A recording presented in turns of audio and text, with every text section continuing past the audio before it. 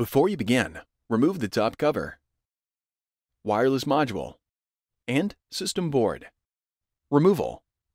Note: the heatsink has numbers adjacent to the following two screws.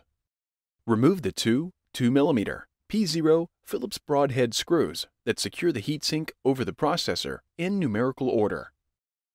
Note: due to the adhesive quality of the thermal grease and thermal pads located between the heatsink and processor components, it may be necessary to move the heatsink from side to side to detach it from the system board.